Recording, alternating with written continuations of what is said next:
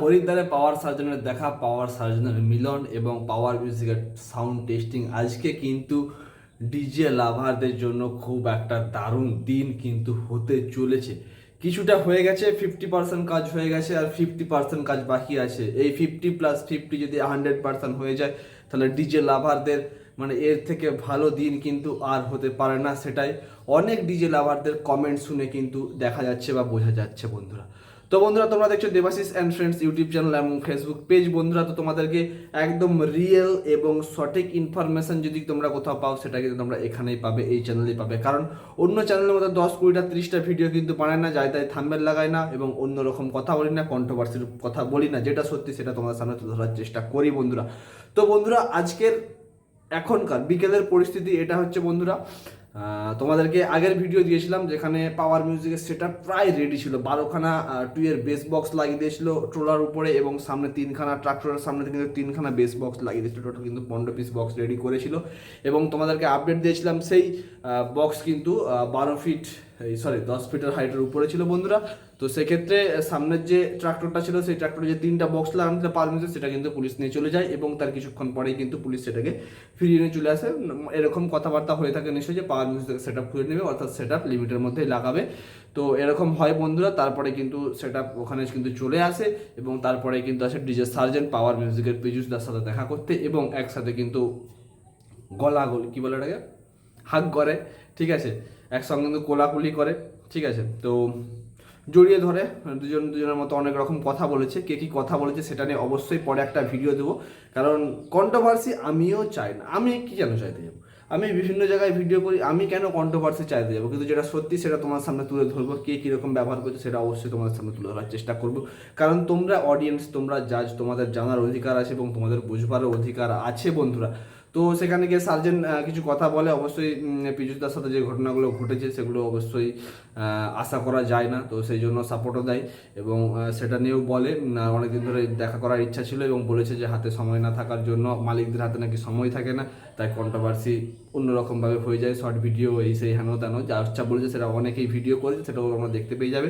পীযূষদাও বলে অবশ্যই সার্জেনের সাথে দেখা করার ইচ্ছা ছিল, এই ব্যাপার। পীযূষদাও অনেকটা ভালো মনের মানুষ, সার্জন অনেকটা ভালো মনের মানুষ, তো দুজনে কোলাকুলি করে। তো আপাতত সবাই বলছে বন্ধুত্বের হাত বাড়িয়ে দিয়েছে, সবার খুব খুশি, সবাই বলছে এটাই দেখাচ্ছিল। সবাই বলছে পাওয়ার বাজুক আর নাই বাজুক, সার্জেন এবং পাওয়ার এক হয়ে গেছে, এটা দেখে খুবই ভালো লাগছে। হরিদ্বারে মিলন হলো, ইউটিউবের ভিউজ আর আসবে না, ইউটিউবার আর কন্ট্রোভার্সি করতে পারবে না, এইসব কথা। তো সমস্ত কিছু তোমরা জানো। তোমাদের মনে যদি এরকম সার্জেন আর পাওয়ারের, পীযূষদা এবং ডিজে সার্জেনের যে মালিক আছে, দুজনের যে কোলাকুলি বা একত্রিত হয়ে গেল, সেই বিষয়ে যদি তোমাদেরও যদি কিছু কমেন্ট থাকে, সেটা অবশ্যই কমেন্ট করে জানাবে বন্ধুরা, ঠিক আছে। যে তোমাদের কি মনে হয় বা কী ব্যাপার। অবশ্যই সবারই খুব ভালো লাগছে যে একটা কন্ট্রোভার্সির এন্ড হতে চলেছে, একটা বন্ধুত্বের হাত বাড়িয়ে দিয়েছে। তো এই আপাতত কন্ডিশন। এবার যদি পাওয়ার মিউজিকের দিকে ফিরে চলে আসি বন্ধুরা, তো সেরকম সেট আপ লাগিয়েছিল 12-3-15টা বেশি সেট আপ লাগিয়েছিল, তোমরা অলরেডি জানো। আর যতটা সম্ভব তারপরে এখনকার যে আপডেট, বিকেলের দিক থেকে উপরে যে 3খানা বেস ছিল সেটা কিন্তু খুলে দেওয়া হচ্ছে, লাইটিংটা খুলছিল এবং 3টা বেস কিন্তু খুলে দিয়েছে। এখন কিন্তু যেখানে খুলেছিল সেখানে সেটা রেডি করার পরে আবার সেট আপ কিন্তু রাস্তায় বেরিয়েছে। এখনও কিন্তু সেট আপ কিন্তু টেস্টিং হয়নি, সেট আপ কিন্তু রাস্তায় বেরিয়েছে, এইটুকুনি আপডেট। তো এখন পাওয়ার মিউজিকের যে সেট আপটা আছে সেটা হচ্ছে 24টা স্পিকার আছে, ট্রোলার উপরে আছে 3খানা করে বেস, পরপর 1, 2, 3, 3টা বেস এইদিকে, 3টা বেস উপরে, 9টা বেস, আর সামনে 3টা বেস, 12টা বেস। 12টা বেসে 24টা স্পিকারের সেট আপ আছে। দেখা যাক এবার লাইটিং টাইটিং আছে। তো আমি ভেবেছিলাম যে সেট আপ যদি টেস্টিং করে, ওখানেও যদি করে, অন্তত রাত হবেই টেস্টিং করতে, কারণ আগের বছর হরিদ্বার গিয়েছিলাম এবং সেখানে গিয়ে দেখেছিলাম বন্ধুরা, বড় বড় সেট আপ বেসিক্যালি যাতে সামনে লাইটিং স্ট্রাকচার থাকে, তারা কিন্তু বেশিরভাগ সেট আপ কিন্তু রাত্রেবেলায় টেস্টিং করে, কারণ লাইটিংয়ের জাদুটা কিন্তু রাত্রেবেলায় দেখতে ভালো লাগে। সাউন্ড তো অবশ্যই দিনের বেলা রাত্রেবেলা একই ব্যাপার, কিন্তু লাইটিংটা থাকে না, তো সেই জন্য সেট আপ কিন্তু রাত্রেবেলায় টেস্টিং করে। তো সেট আপটা কিন্তু কিছুটা এগিয়ে নিয়ে যাচ্ছে বন্ধুরা।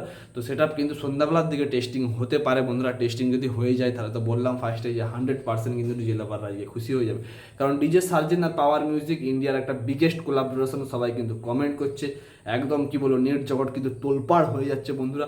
তো এটুকুনি বলার ছিল, তোমাদেরকে আপডেট দেওয়া ছিল, কারণ আমি বলেছি তোমাদেরকে বন্ধুরা, আর কোনো আপডেট কিন্তু তোমাদের কাছ থেকে লুকিয়ে রাখবো না, বা কোনো আপডেট কিন্তু তোমরা মিস করবে না আমার যদি এই চ্যানেল তোমরা সাবস্ক্রাইব করে রাখো এবং ফেসবুক পেজ যদি ফলো করে রাখো বন্ধুরা। তো আপাতত হরিদ্বার থেকে ডাইরেক্ট এটাই আপডেট, ডিজে সার্জেন এবং পাওয়ার মিউজিক কোলাকুলি করেছে বন্ধুরা, একজোট হয়েছে, বন্ধুত্বের হাত বাড়িয়ে দিয়েছে।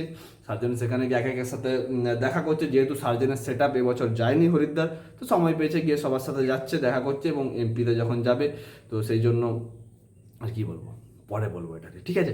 তো এইটুকুনি, আর পাওয়ার মিউজিকের সেট আপ যদি টেস্টিং হয়ে যায় ব্যাস হয়ে গেল। খুব সুন্দরভাবে হরিদ্বার কাওয়াড় যাত্রা রোড শো করবে, আর পাওয়ার মিউজিক 23 তারিখ অবধি রোড শো করবে। আর আজকে তো বন্ধুরা কত তারিখ, তারিখটাই শুধু ভুলে যাই আমি। 23 তারিখ অবধি রোড শো করবে, আজকে 19 তারিখ, 19 তারিখ সেটা টেস্টিং যদি করে নেয় এবং যদি রোড শো স্টার্ট করে, ধারণা 20, 21, 22, 23, 4-5 দিন এখনো কিন্তু আছে রোড শো করার জন্য। তো কন্টিনিউ দেখতে থাকো Debashis and friends YouTube channel and Facebook page. Power music testing করলে অবশ্যই সেই ভিডিও নিয়েও আসবো তোমাদের সাথে খুব তাড়াতাড়ি। চলো, তোমাদের কি মতামত সেটা কমেন্ট করে জানাও, কোনো যদি প্রশ্ন থাকে সেটা কমেন্ট করো, কিছু বলার থাকলে সেটাও কমেন্ট করো, কারণ কমেন্ট বক্সটা তোমাদের জন্য।